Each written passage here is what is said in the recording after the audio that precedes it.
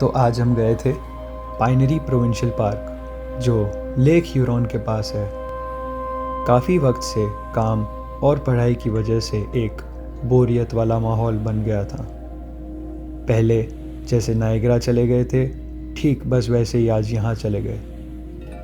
और हर एक मंजिल की तरह यहाँ भी जाने की एक खूबसूरत बात थी, और वो है वहाँ तक का सफ़र। मैं गया था आकाश भैया और उनके कुछ दोस्तों के साथ। इस पूरे सफ़र में हमने उनकी स्टूडेंट वाली ज़िंदगी से लेकर के आज तक की कुछ छोटी छोटी कहानियाँ सुनी। इन कहानियों में बेशक हंसी मजाक थी, मगर इन बातों से एक हौसला मिला। और हौसला इस बात का मिला कि फ़िलहाल चाहे जितने भी मुश्किलात नज़र आ रहे हों, वो एक दिन ज़रूर ख़त्म होंगे। और ये बात भी जहन में उतरी कि इन मुश्किलात का वक्त के साथ बस चेहरा बदलेगा। वक्त के साथ वो फिर लौटेंगे, बस उनकी शक्ल थोड़ी अलग होगी, मगर हम भी उनका फिर वही हौसले से सामना करेंगे जैसे पहले किया था। चलो खैर, इन चीज़ों के बारे में कुछ और वक्त बात करेंगे। इन चीज़ों पे किसी और वक्त गौर फरमाएंगे। फ़िलहाल मैं आपको बस ये ढलती शाम दिखाना चाहता हूँ। ये तन्हा सूरज भी शायद लौट रहा है अपने घर। शायद हमारी तरह सूरज भी बस कुछ पल का आराम फरमाना चाहता है।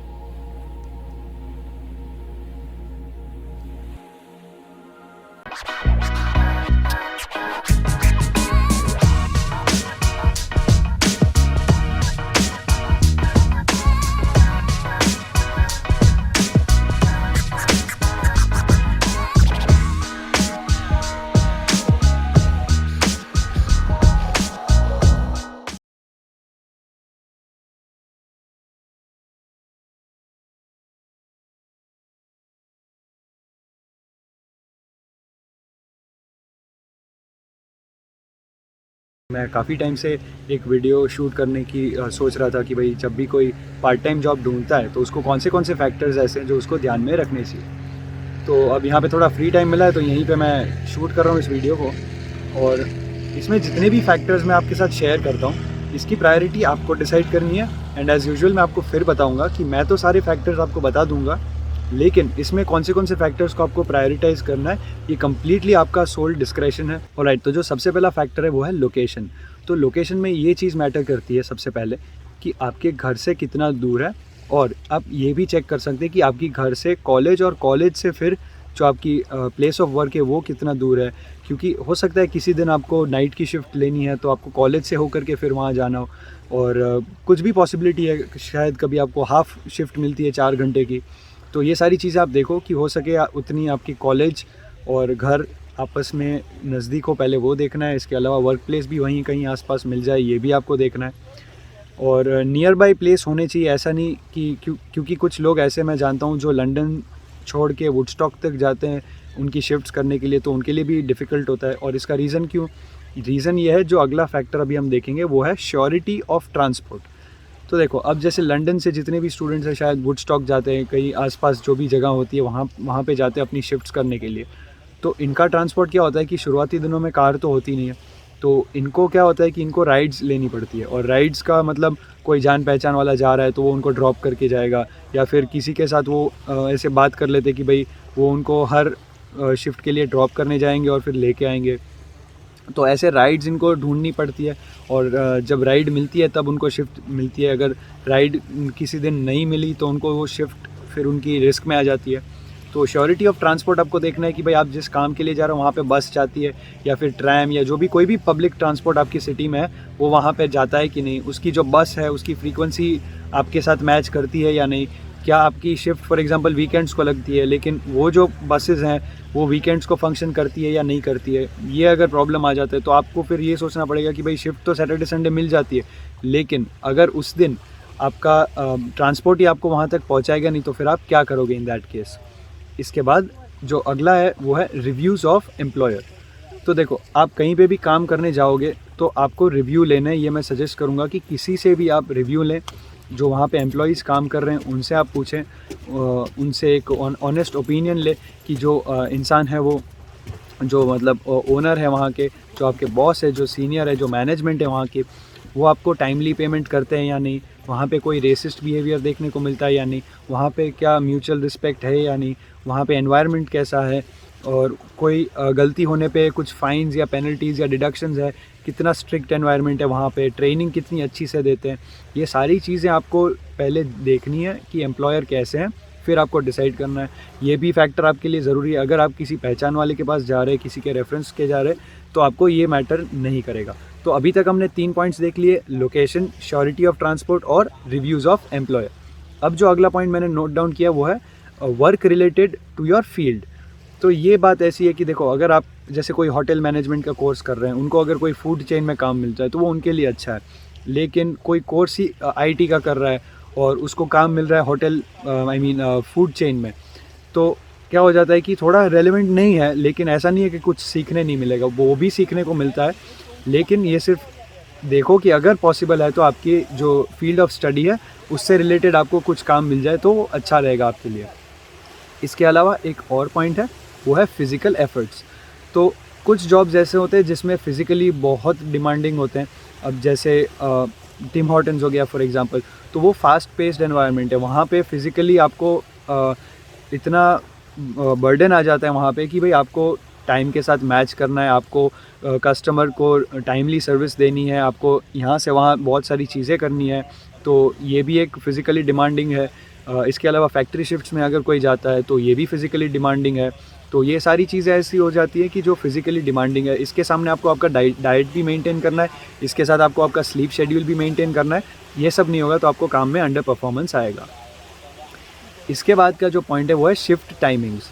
तो देखो, आपको घर से नज़दीक भी मिल रहा है, आपको जॉब भी अच्छी मिल रही है, एम्प्लॉयर भी अच्छा है, लेकिन शिफ्ट के टाइमिंग्स कुछ ऐसे हैं कि भाई रात रात भर आपको जागना पड़ता है और आपकी बॉडी को ये सूट नहीं करता। फिर आपको ये सोचना पड़ेगा कि शिफ्ट टाइमिंग्स आपके लिए अच्छे हैं या नहीं। अगर होता है तो उसमें एडजस्टमेंट लाएँ, उनको बताएं कि भाई ये शिफ्ट के जो टाइमिंग्स है वो मुझे ऑड है। से फॉर एग्जांपल आपको नाइट शिफ्ट लगती है लेकिन अगले दिन सुबह आपकी कॉलेज होती है, तो इस सिचुएशन में आप एक ऐसी सिचुएशन में आ जाओगे। तो इस सिचुएशन में आपकी कॉलेज जो है उसको कॉम्प्रोमाइज़ आपको करना पड़ेगा। तो ये भी आपको शिफ्ट के टाइमिंग्स भी देखने हैं जब आप पार्ट टाइम जॉब देखते हैं। इसके बाद शिफ्ट भी मिल रही है, एम्प्लॉयर भी अच्छे हैं, जगह भी आपके घर से नज़दीक है, लेकिन आपको 20 घंटे पूरे नहीं मिलते तो फिर क्या। तो ये वही पॉइंट है कि भाई अवेलेबिलिटी ऑफ वर्किंग आवर्स होने चाहिए आपके, कि भाई आप जहाँ पे जा रहे हो ऐसा नहीं कि बस 8 से 12 घंटे ही आपको पर वीक दे वो। तो इन दैट केस आपको देखना पड़ेगा कि आप कैसे भी करके 20 आवर्स आपके फुलफ़िल करें।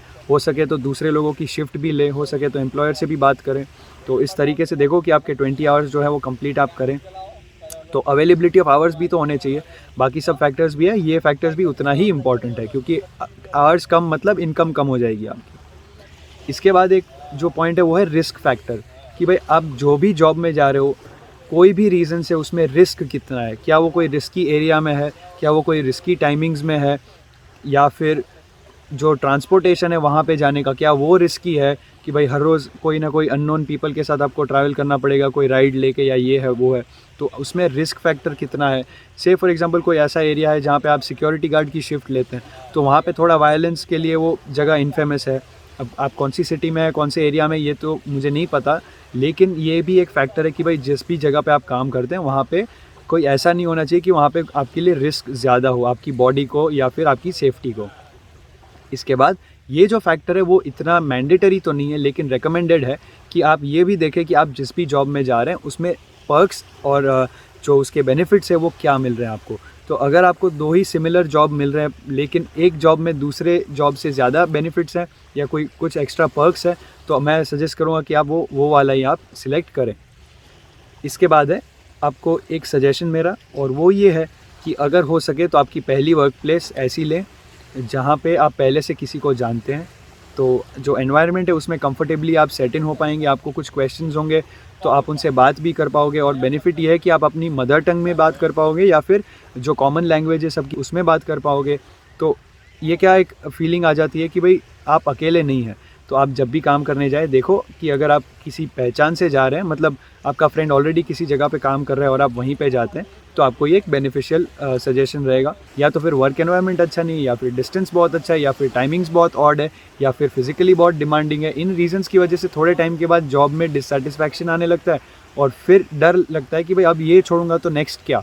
तो इसलिए ऐसा बिल्कुल भी घबराने की ज़रूरत नहीं है। एक जॉब गई तो गई, मतलब आप जब दूसरी जॉब आपको मिल जाती है, वहाँ पे इंटरव्यू आपका क्लियर हो जाता है, फिर आप यहाँ पे नोटिस देके आप जॉब छोड़ सकते हैं। यहाँ पे ऐसा कुछ नहीं है कि भाई मैंने प्रॉमिस किया था इंटरव्यू में कि भाई मैं तो कोई भी कंपनी में लॉयल्टी दिखाऊंगा या दिखाऊंगी, तो अब बस मुझे यहाँ पे 1 साल तो निकालना ही पड़ेगा। ऐसा कोई नहीं है रीज़न टू स्टे बैक।